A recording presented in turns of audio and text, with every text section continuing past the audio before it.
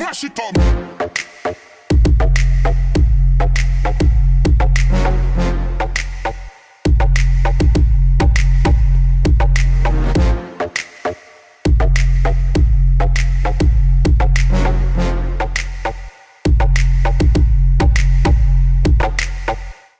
Yeah, hi. My name is Ryan Matzner. I'm from New York. Hi, my name is Ramit. I work at Fueled, and I'm also from New York. So Fueled is a mobile development and design company, and we build apps for a lot of entrepreneurs. Fueled is a product development shop, so we work with entrepreneurs and brands to launch technology products. Mash it up.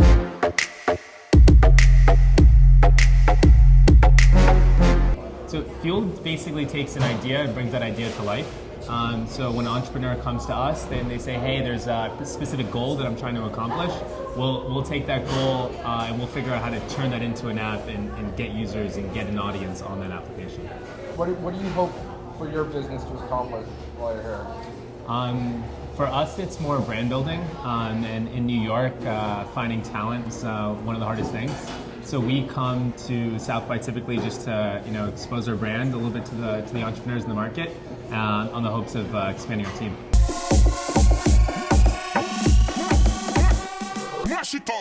I think one of my favorite apps that we've created is QuizUp, which launched yesterday actually.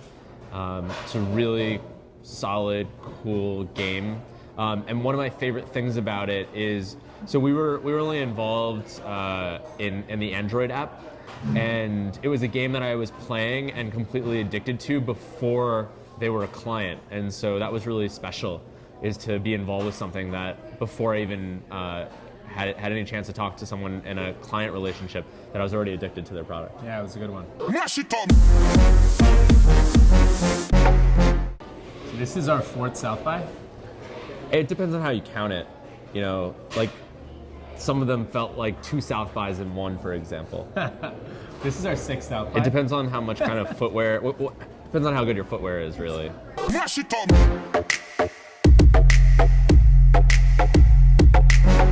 I think one key difference, and even made headlines in Adweek, is that companies like Foursquare aren't here and aren't throwing a party. And they claim to be working on product, and that's why they're not sending anyone out. But I think a lot of those sort of legacy people that were associated with South by for the past 4 or 5 years that aren't going to be here, GroupMe being another example. I think that, if anything, just opens the field a bit for new players, which is cool.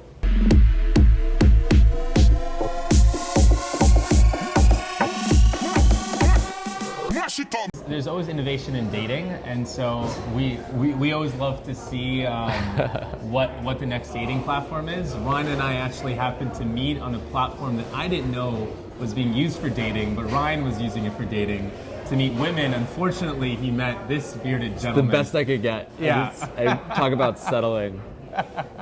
Thank you, Ryan.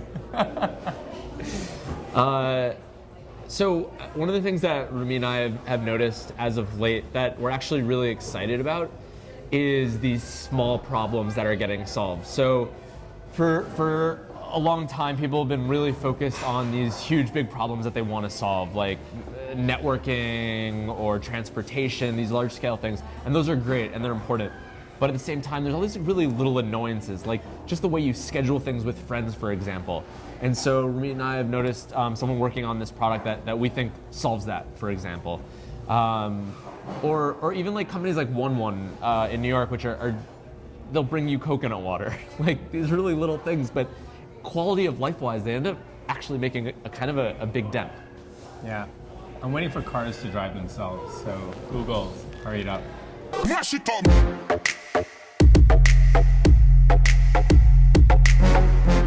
Yeah, South by this year is a little different for us because I think a lot of the companies that were associated with South by the last couple of years that we came are no longer here, and South by is very much about the startup and the entrepreneurs, and it's really going to give them a chance to shine this year because those staple South by companies aren't here.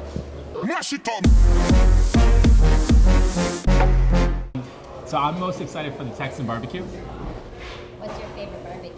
I love the burnt ends and then the moist brisket. It's just delicious. At Salt Lake or anywhere? So we're at Salt Lake right now. Yeah, Salt Lake is particularly good. Mash it up.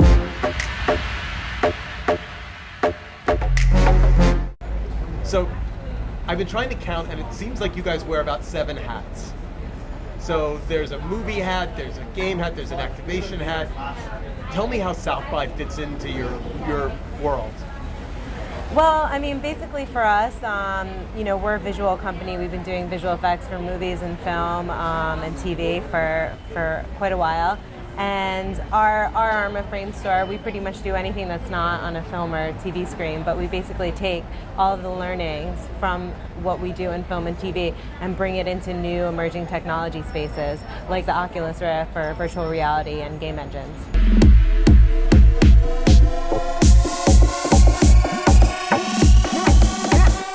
Mash it up.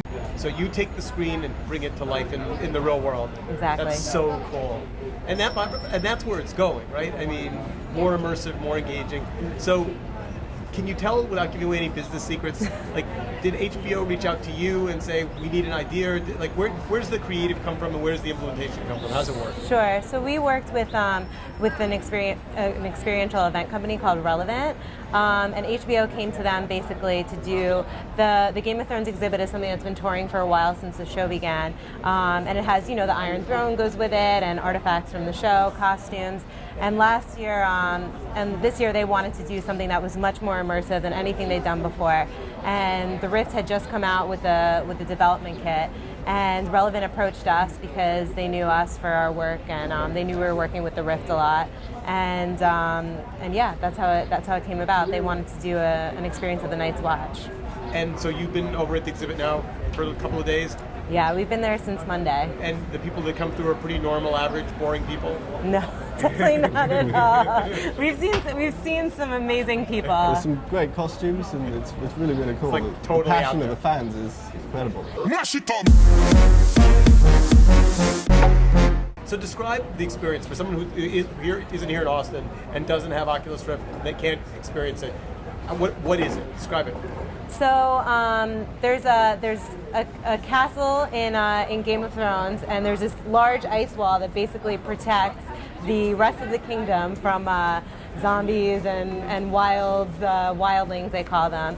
And we allow you to take a rickety old elevator 700 feet up in the air to climb the top of this wall, and then look over to the other side and see something special. So talk about Gravity for a second. So I have to tell you a story. So I went to see Gravity, and I'm sitting in the theater, and I'm realizing that it's making me panicky in a way that I couldn't quite explain. And then I remembered about 20 minutes into the film that I had been in the zero gravity plane. And wow. then I was reliving it, and I was like, oh my God, they nailed it. Like, that's exactly what it feels like. And I don't think there are many people that connected the film to that experience, but as someone who did both, I can tell you, the film just like 100%. As a company, it must be very exciting to see your work get the kind of mass acceptance that film has got. Sure, yeah, it's very exciting. Does it change the business? Does it do people now invite you to play with new toys? Yeah, I mean, it's always great to play with new toys. That's what we like doing. But in terms of the gravity, I think that was Tim Weber's genius in being able to sort of imagine that you could do an entire film in CG.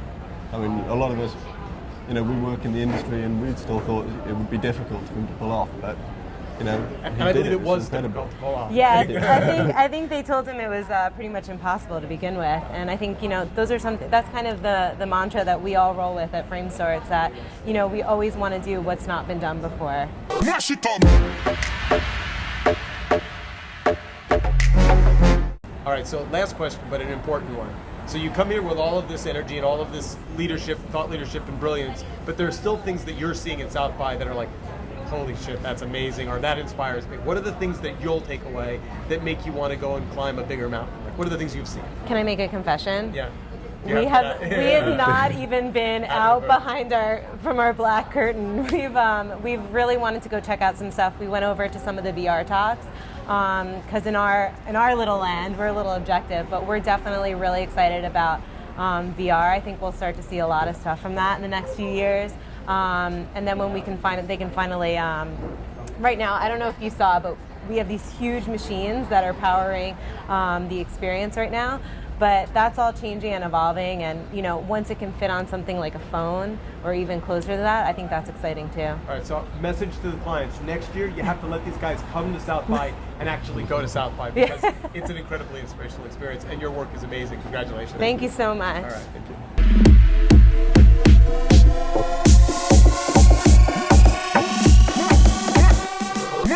So I'm Christine Catano. I'm the lead producer for Framestore Digital. I've done all the amazing production things that producers usually do, managed budgets, schedules, and also brought together an amazing team like Michael here. Keep us all in order. Keep you in order. And Michael is our lead developer. Yeah, I'm responsible for doing the programming, playing with tech all day, which is an amazing job. I love the fact that I come into work and just mess around with new and interesting things all the time. And I'm responsible for putting together this Game of Thrones Oculus Rift 3D. 40. Yeah. 40. 40 application.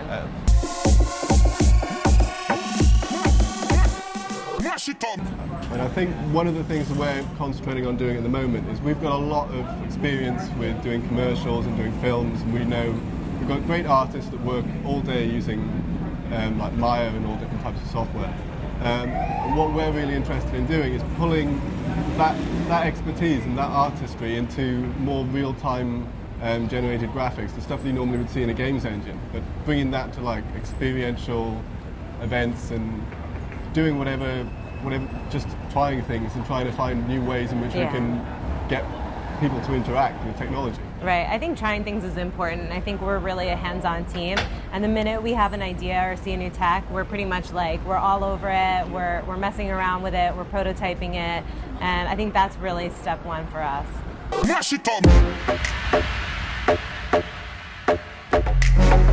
I think, we try not to be too rigid on our titles and management structures. I think we all want the input of everyone, because it could be your runner that has a brilliant idea and makes everything different.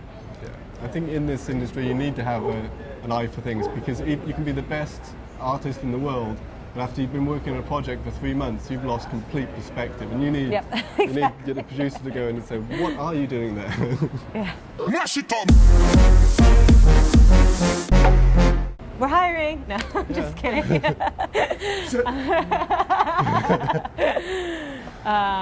No.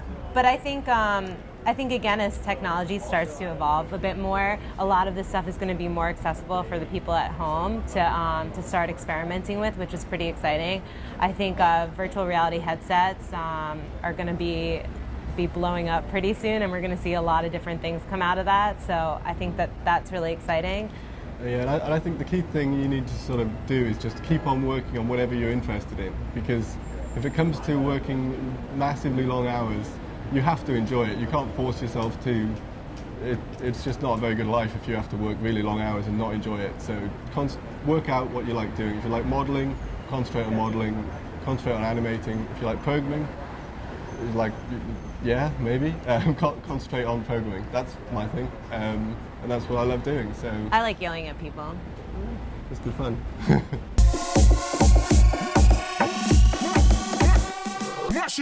So Greg, I gotta ask the question, when the Shorty Awards first happened, did you imagine it would be a franchise, or was it like, we'll do a year and see how it goes?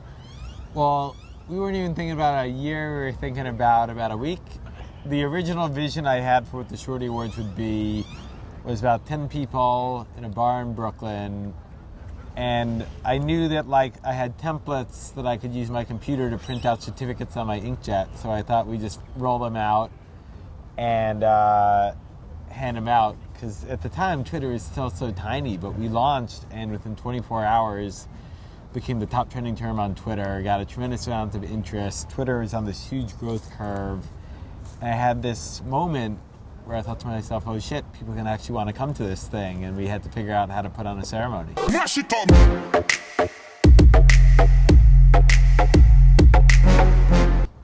So we're at South by Southwest, which is a really good place to have this conversation because it's where Twitter was born and arguably where the Shorty Awards were born. How has it changed, both South by and the nature of Twitter at this event?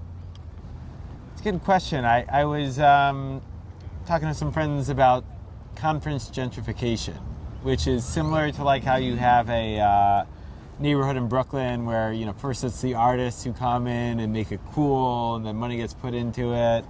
And then eventually, you know, the artists get driven out and there's a new group of people that come in.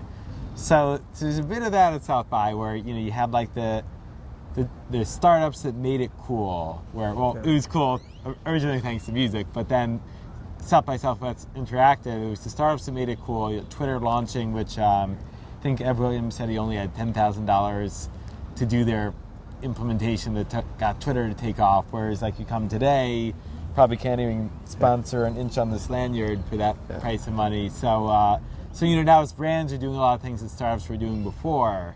But I think that's fine because, you know, there's a place for you know, similar to Twitter itself, where there's this kind of evolution where it started more counterculture, and there's still a place for counterculture, but now, you know, the kind of mainstream elements are coming in. Mash it up. So, in your other life, you work a lot with journalists. You provide a service called Muck Rack. There's been a debate at this particular South by about techies and the tech community and whether or not it is at all interested in politics. Like, do those two worlds overlap for you, the political world, the journalism world, and South by, or are they really separate? You know, I think they overlap more than a lot of people think they do, because what you have happening is that a lot of people just look at social media as like, okay, you have an article, you hit the tweet button and it gets shared. But I think what people aren't fully appreciating yet is that social media is affecting the way these stories come together, even if the story ends up in an older medium like print or TV. Because every source is on social media, well, maybe with the exception of Edward Snowden, who wasn't on Twitter or Facebook, but he certainly made the connection, you know, through, I guess, email and PGP encryption. But most stories now, you know, they're being sourced through social media. Their journalists are searching social media to find out who they should interview. They're following hashtags to figure out what's going on and what's the latest thing that's being said. So whether you realize it or not, you know, what you read in the paper, in any form of media, is being influenced by social media. And I think it's essential that both journalists really understand how to use it so that they can do accurate reporting and don't make mistakes. And then also readers know how this is all coming together so they can read stories with a critical eye.